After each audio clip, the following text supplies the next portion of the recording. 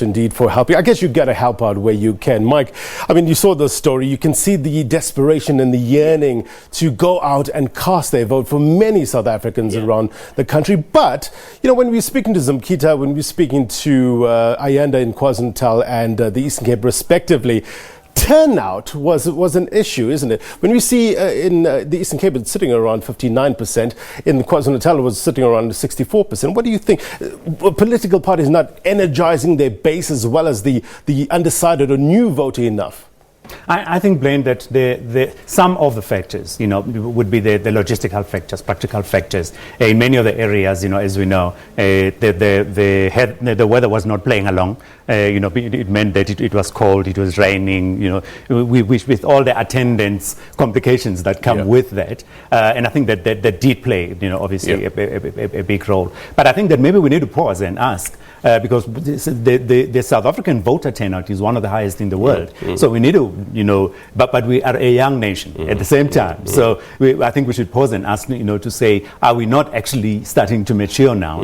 And also that, for example, if you look at the euphoria of the early years, people actually literally believed that Mandela's coming out, he's going to do a whole lot of fantastic things for us, you know, a land of milk and honey was around the corner. But I think that the collective voter, if you like, has increasingly become cynical of politics, or cynical and or more realistic about what can be delivered and what cannot be delivered. So when politicians go around doing their door-to-doors, etc., promising heaven and earth, etc., I think increasingly people are becoming more and more skeptical. Yeah.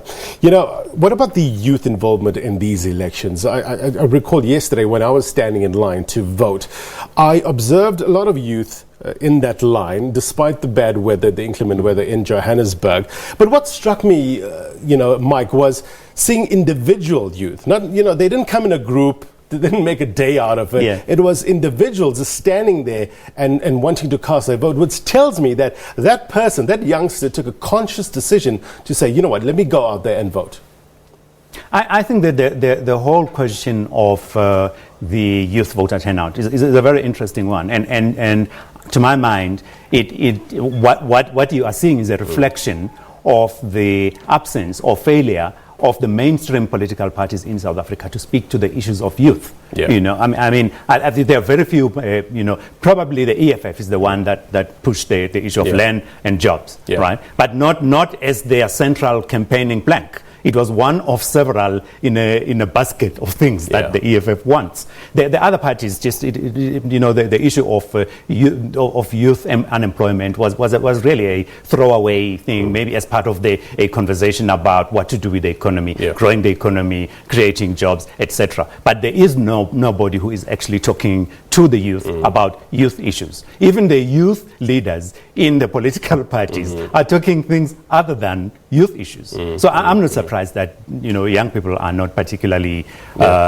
excited, you know, about voting for many of the political parties. There's various narratives of the elections 29. Mike, thank you very much indeed for your time. We always appreciate your insight. Thank you very much indeed. Thanks, mate. Political analyst Mike Siluma there.